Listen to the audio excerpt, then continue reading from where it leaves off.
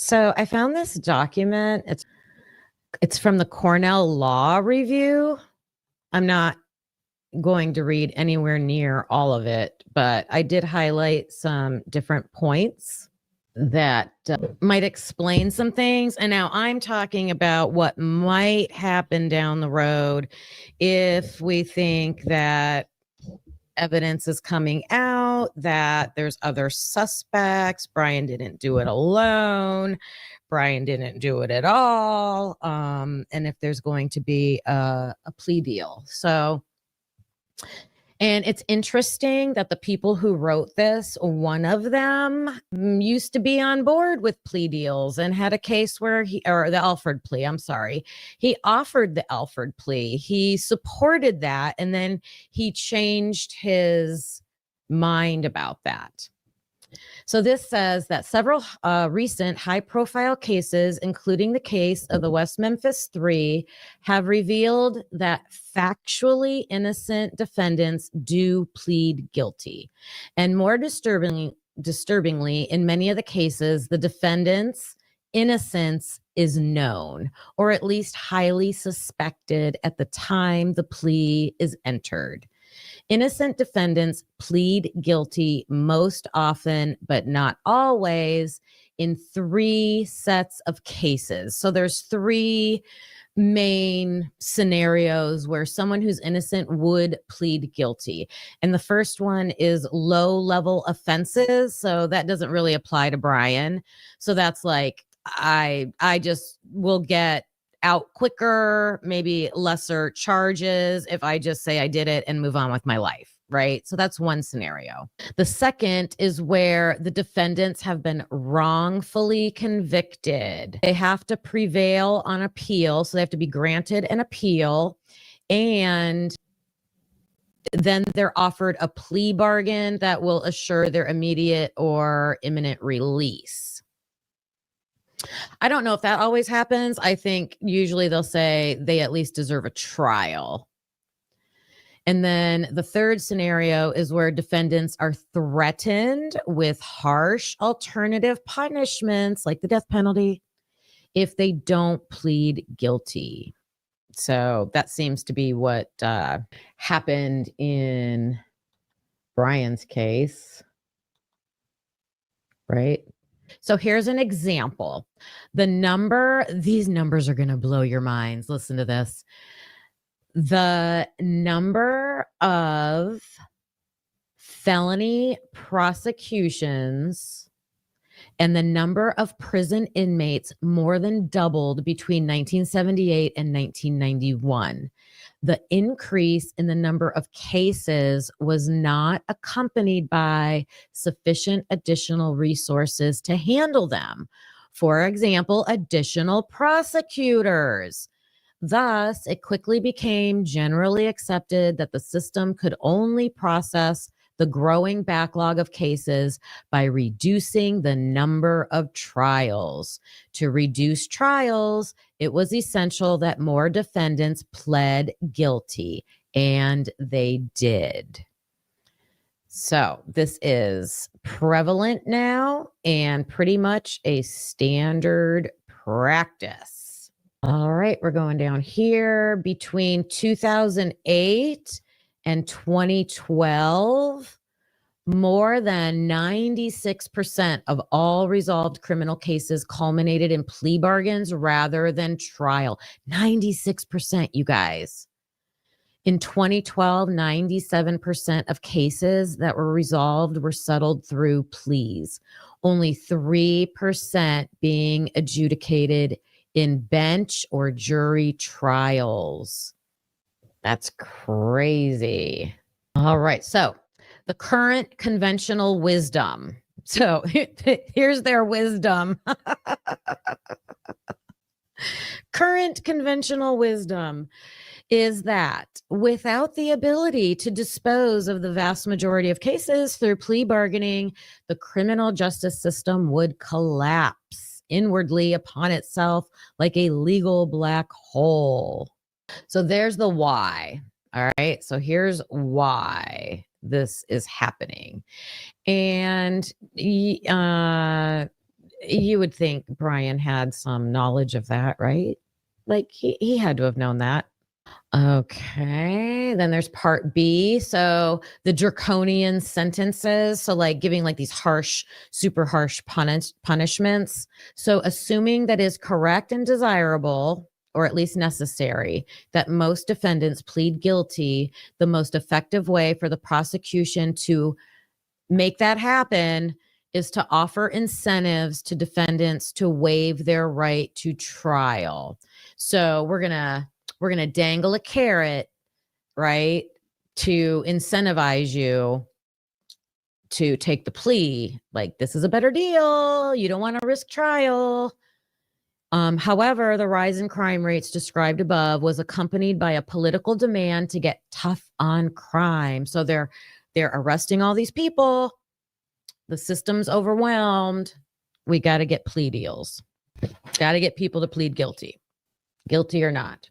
And then the third one is the lack of regulation. Okay, so the attorney, district attorneys can just, do what they want.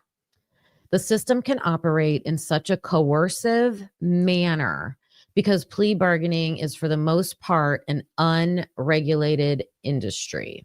It's true. Oh, wait a minute. In federal cases, for example, the judge who accepts the plea must be satisfied that there is a factual basis for it, advise the defendant whether the court is bound by the party's recommendations, decide whether to accept or reject the plea agreement, and ensure the proceedings are captured in a verbatim record to facilitate review. And then down here it says, because a plea is only involuntary when it's the result of force, threats, or promises. Prosecutors have wide latitude in setting the terms of plea agreement. So it has to be like really outrageous threats, or however they worded it, that they usually get away with. They can get away with it. They're not threatening anybody. They're not forcing anybody. But they're just making it... they're making it so, and their own attorneys will say, yeah, do it. Yeah, take the plea. All right, so let's see about federal cases. So some are objecting to the new reality of plea bargaining on the basis that it allows prosecutors to cut corners, right? I think we all agree with that. It pits lawyers against their clients, eroding the attorney-client relationship, diminishes community participation in the criminal justice system, right? Because you don't have juries. So now the community is not, we're supposed to have this system that we get to participate in. And it places too much coercive power in the hands of prosecutors rather than, you'll like this one, neutral judges. Defenders also maintain that despite the potentially coercive power placed in the prosecutor's hands, even an innocent defendant, so this is important, an innocent defendant is better off when she chooses to plead guilty in order to assure a more lenient result if she concludes that there is a risk of wrongful conviction at trial. And that's a good debate right there. How many of you think Bryan had a chance of getting off at trial? Do you think, even I understand we all think there's enough evidence for it, but do you think it would have happened? Do you think a jury would have let him off? Do you think they would have found him innocent? Lots of comments about Hitler. Yeah, they put a judge in there that didn't even specialize in criminality, but it doesn't matter, right? Because they're just going to take a plea deal. I think knowing this information, doesn't it make you feel like they probably knew it was headed here all along? The only thing that would have stopped it is the speedy trial, right? If they would have went to a speedy trial. Maybe that's going to be a lesson from this too. Go to speedy trial. But I don't know. you risk, in my opinion, I feel like Ann Taylor advised not to do the speedy trial because she wanted material to work with to be able to defend her client. We need more fair, unbiased judges. The plea deal came 1 week after Hitler denied alternative perpetrators. Yeah, so if they're not going to allow your defense, then what do you do? Then what do you do? Especially when the critical evidence still wasn't turned over. So was that a tactic? Right? Is that a tactic? Because they want to force a plea. They want to force a plea. What else? How else could they have forced a plea? If they were allowed to use their alternative perpetrator defense, if Syre could have been heard, if they could get the cast viz data,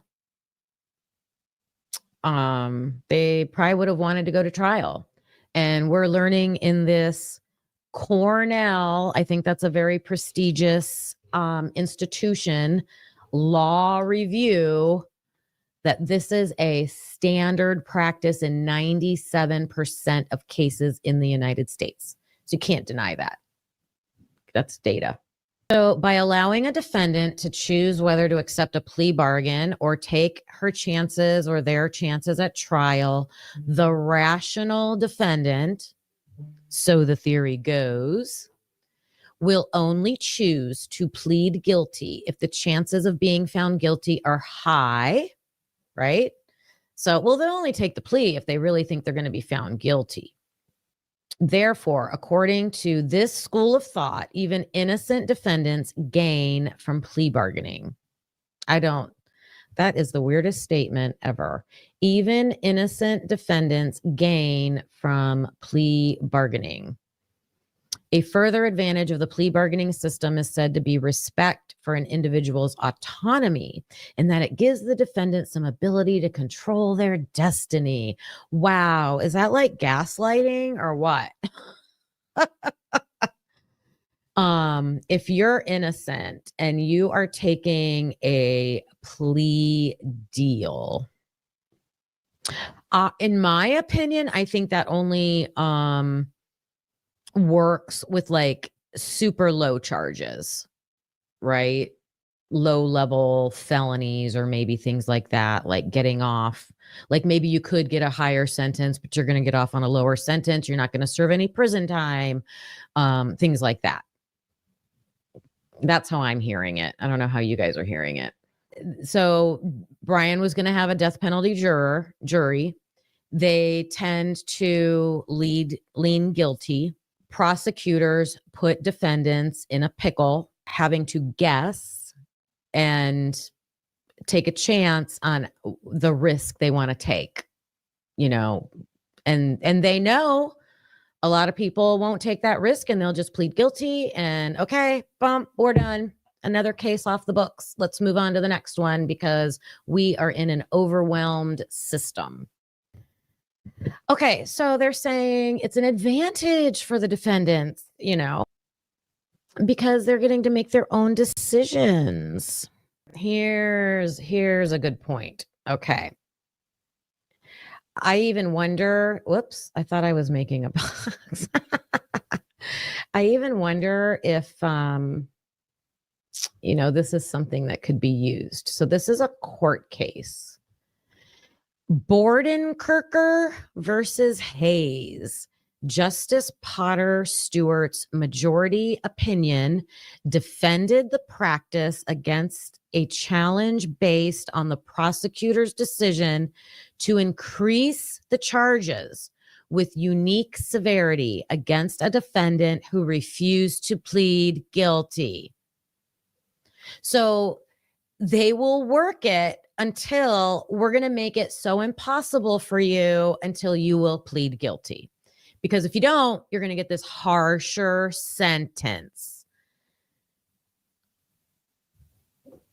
So Hayes was the defendant. He was indicted for uttering a forged instrument in the I don't know what that means, in the amount of like a forged check or something, a forged money in the amount of 88 excuse me, $88.30. The prosecutor offered Hayes a term of 5 years imprisonment in exchange for a guilty plea. Hayes, believing 5 years was excessive for like a bad check or something, like that's crazy. Given the modest amount of funds illegally obtained, he turned it down. Because Hayes had 2 prior felony convictions for similar offenses, the prosecutor then indicted Hayes as he had promised he would. So this was even for the indictment. Under the Kentucky Habitual Criminal Act. So see, that's another thing they did is they put in all these other like criminal act provisions, different rules and laws. So like we're just going to make things harsher and harsher and harsher. Like remember the 3-strike rule, things like that. Hayes was convicted and sentenced to the mandatory term of life imprisonment with the possibility of parole. You guys, for $88.30. That's crazy. Isn't that crazy? Hayes argued that the prosecutor's actions were vindictive and thus violated the due process clause. The Supreme Court rejected Hayes's due process challenge, even though the prosecutor conceded that he charged Hayes as a habitual criminal for the purpose of inducing a plea. So just like Bill Thompson, he can say, hey, you know, it was our fault. We didn't fill out the paperwork the right way for the restitution money, you know. It doesn't really change anything, right? So here the prosecutor's like, yeah, I made it too harsh of a penalty because I wanted to get a plea deal. Crazy. Despite previous decisions establishing that state practices designed to discourage the assertion of constitutional rights. All right, let's put this in English. Including the right to jury trial are patently unconstitutional. Okay, so they're just saying like doing that is just like unconstitutional. Like, come on. The court determined that because the prosecutor could have legitimately charged Hayes, it was not vindictive. So it was within the law. So what he did, giving him a life sentence because he was a habitual criminal was under the law. So he didn't, it's not really vindictive. Because that's what they do, right? They just change the laws. They'll just change the laws. Justice Stewart's majority opinion also hailed the virtues of plea bargaining. So they're like, yeah, yay, plea bargaining. If it's properly administered, it can benefit all concerned. It's a give and take. It's negotiations. And we both have equal bargaining power. I don't think there's equal bargaining power. So that's how they do it, you guys.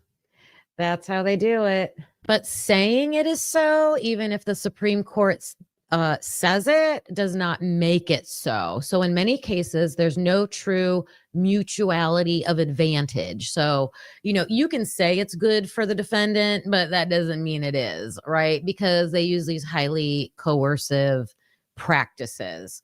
So in that Hayes case, they allowed a prosecutor to apply leverage by filing charges that would not have been brought against the defendant. They were not even going to charge him that way, but they just did it just because he said, no, I'm not taking your plea deal.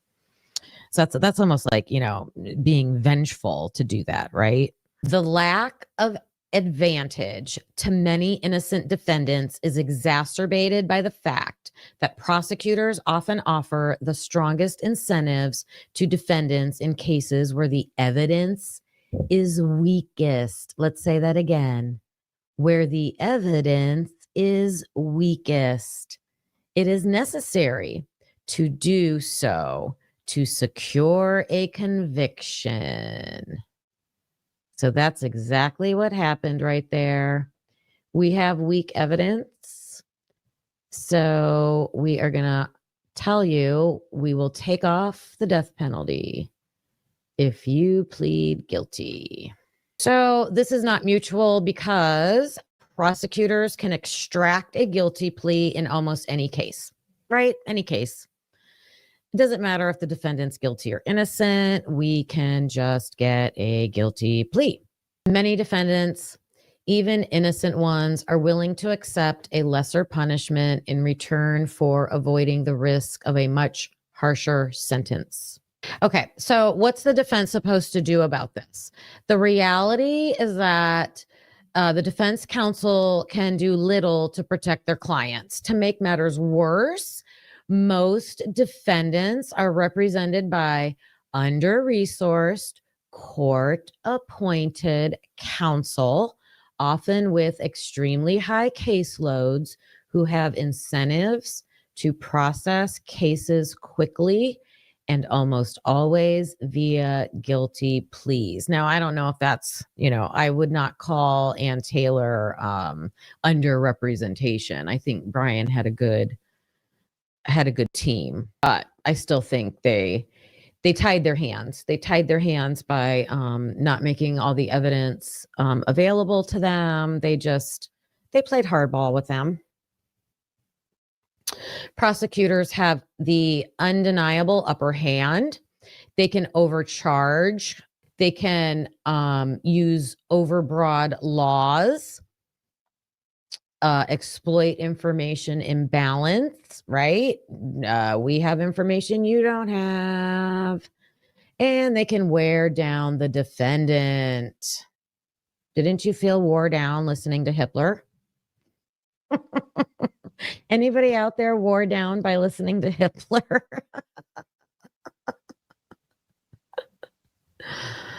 So, why do innocent defendants plead guilty? In an ideal world, factually innocent defendants would not be charged with crimes they did not commit, right? In that same world, innocent defendants who were wrongly charged would never plead guilty, but they would go to trial and they would be acquitted by a jury of their peers. This is what should be happening right here. Have a fair, level playing field. That's what they sell to us, right? That's what they tell us there is. But that's not the world we live in.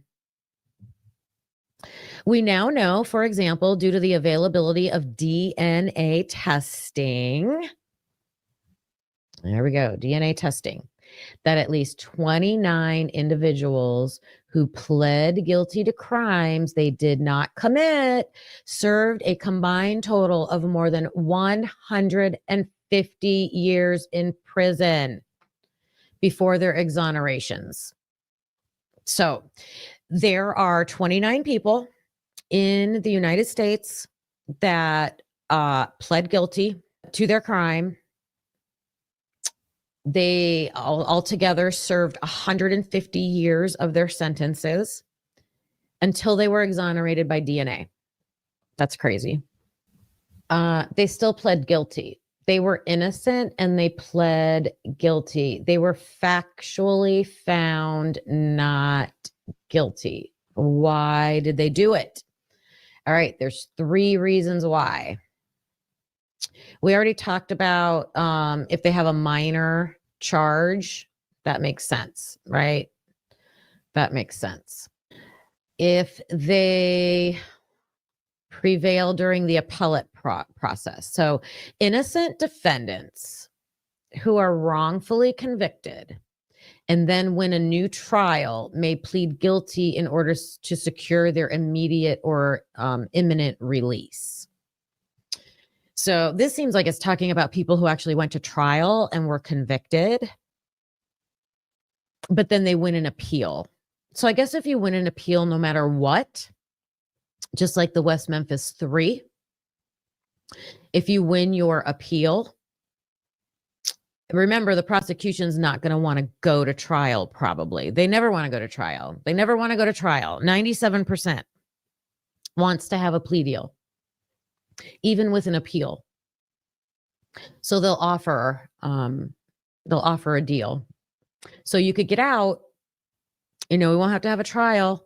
You could get out, but usually it's going to be like an Alford plea. Well, just say you're guilty, but you're not really guilty. And then we don't have to, say we arrested the wrong guy and, shake hands and go on our way. So here's an example of the wrongfully convicted person's perspective. The defendant has been to trial. And despite knowing that they are innocent, a jury found them guilty.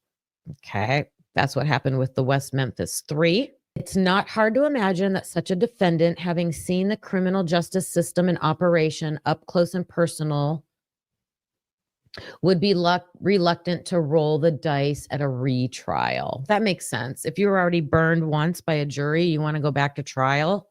No. So that's why they're able to get people taking plea deals. With that West Memphis 3 case, they were not going to admit wrongdoing. The prosecution was not going to admit wrongdoing. All right, right here, we're talking about... So there was a person who was convicted, and his name was Sterling Spann. Okay, and this was in 1982, and the jury sentenced him to death. Okay, during the post-conviction investigation, a private investigator discovered that after his victim, the first victim, was killed, there were 2 other women that were killed in the exact same way, but that guy was already in jail. So they found another suspect, and even though that other suspect, his name was Hullett, he insisted that Spann was innocent, and this Hullett guy has said, yeah, I'm the one that did it. I did all 3. And they even had autopsy reports that showed they were all, killed the same way. They had all this evidence. They have a guy saying, I'm the one who did it. All 3 are killed the same way. They would not let him off. He had to enter an Alford plea. Can you guys believe that?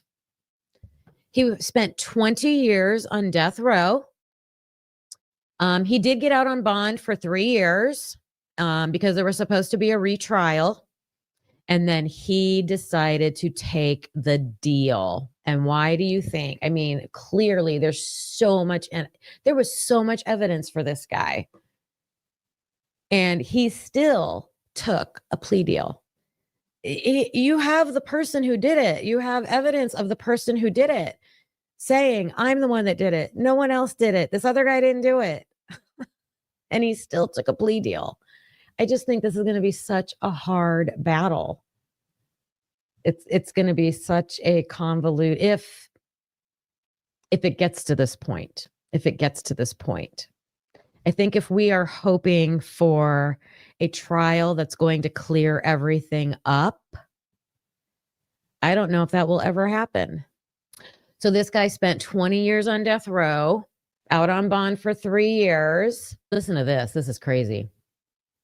So the guy, Spann, who is factually innocent because the other guy is saying, I did it. So here's why he took the plea deal instead of going to trial. He had a best friend who was on death row that also had lots of strong evidence of being factually innocent, and they executed him. So could you imagine? So he was just too scared. So he was scared, and so he just took the plea deal. Yep, he pled guilty and secured his freedom. And, that's what happens. That's what happens a lot of the time. All right, so this part, and we're going to end with this, I think. I like that these people are calling them the unexonerated. And oh my goodness, do you see the connection with Bryan Kohberger? Like if he truly did say, like, I can't wait to be exonerated. Yeah, according to this, that's like nearly impossible. The unexonerated. So the attorneys that wrote this are giving their suggestions on how to change this system.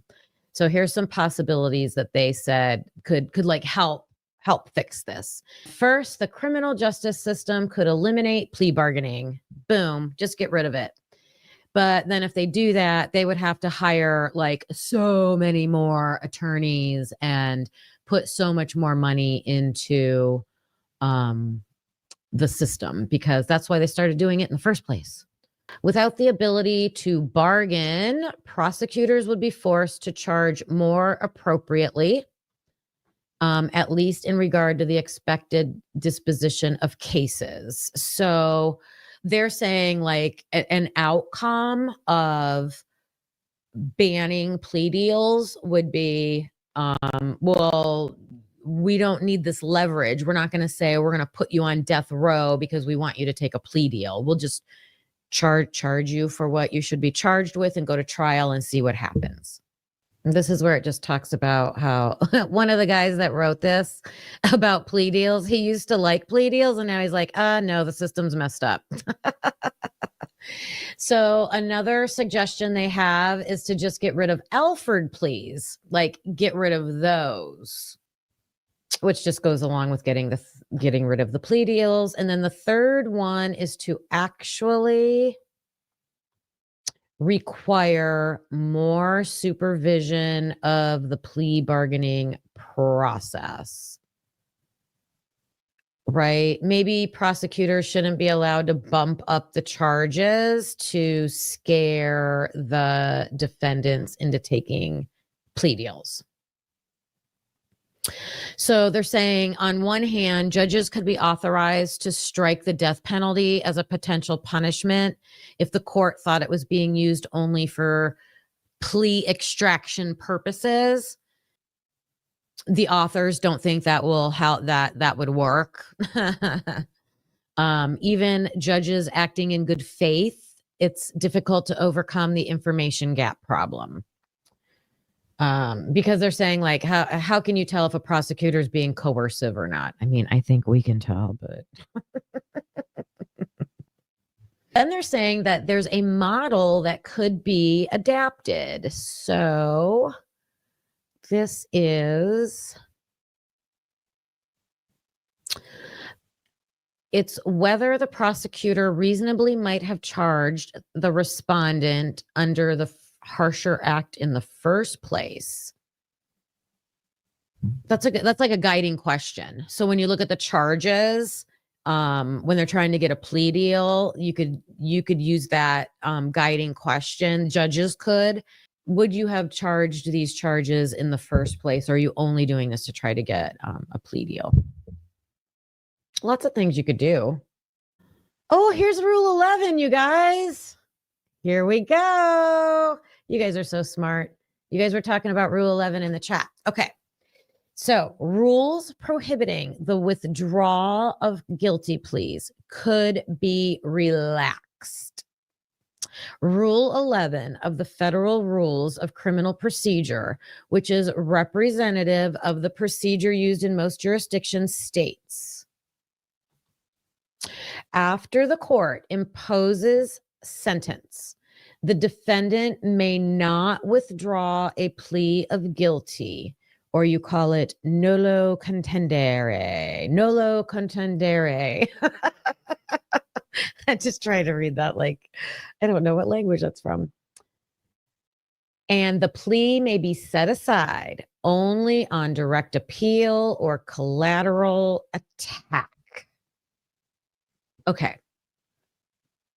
After the court imposes sentence, which they already did for Bryan, the defendant cannot withdraw a plea of guilty. So they're saying to fix the system, it should be allowed. You should be allowed to withdraw your guilty plea. And then this goes on to say, but even on appeal or in post-conviction proceedings, an assertion of innocence standing alone, even a well-supported one, is not a basis to withdraw a plea. That's crazy. If these rules were changed time limits were relaxed and the basis for withdrawal expanded, this would allow unexonerated defendants the opportunity to prove their innocence even after pleading guilty. Because that's what's happening in all these examples. All these examples, you guys. How many cases did they say it was? 151 years that these people served, like 90, was it 91, 95 people in the United States pled guilty and they were factually found innocent. What a battle that is. So that's probably not going to happen. All right. So their fourth suggestion is that the current law barring a defendant from bringing a civil action if he pleads guilty could be modified. The current law could be modified. Ooh, this was interesting. Could you imagine if they allowed civil suits, even if a defendant pleads guilty? Who in the Bryan-Kohberger case would you file a civil suit against? Let me see your list in the chat. If the defendant prevailed in such a suit, it would also serve to restore a person's civil rights. But they're going to say, we can't let that happen because guilty people will sue too. Everyone will sue. Oh, there's a fifth proposal. So the fifth proposal says innocent defendants who are wrongfully convicted and then win a new trial plead guilty in order to secure their immediate or imminent release. A different prosecutor's office could be assigned to the case after the appellate reversal. That's a good idea. We were talking about that in someone's live the other day, right? If you're appealing the case and you get granted a new trial, it shouldn't be the same judge. It shouldn't be the same prosecutors. I mean, Jesus, they should recruit teams from even other states, like someone new. I don't know. So here's their final. These are the things that they think should be done to make this better. Attempt to truly level the criminal justice playing field by funding indigent defense systems, right? So if you can't afford a lawyer, having a better defense for most people. Increasing the quality of the appointed defense counsel. Mandating open file policies by prosecutors. I think Carlos and I were talking about that the other night. Like, what if someone else was in charge of the evidence? Like if the evidence stayed in like a third party, like the prosecution's not in charge of it and the defense isn't in charge of it. It's like a neutral third party place and they give it to everybody. Like, wouldn't that be nice? Everybody gets it at the same time. No playing games. Not allowing jailhouse informants to testify, because we know how that goes sometimes. Improving the accuracy of forensic evidence. And this is interesting because it's by the National Research Council. So the National Research Council must have some concerns about the accuracy of forensic evidence.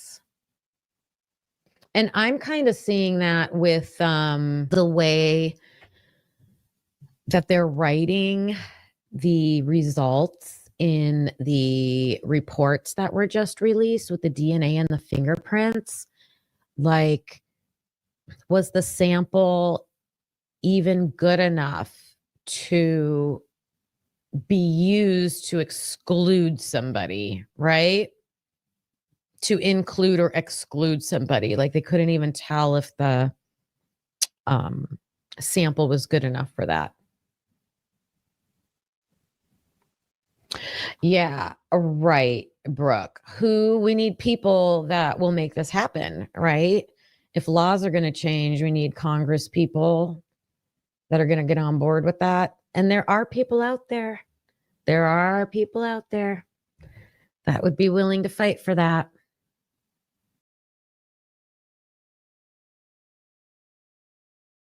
Thanks for watching. watching, hope you felt the spark. Please hit that like before it gets dark. Subscribe, it's free and keeps us going strong. You're part of the crew now, right where you belong. Join us next time, same truth, same fire. We bring the heat and never tire. We're typically unique and proud to be a husband and wife in podcast harmony.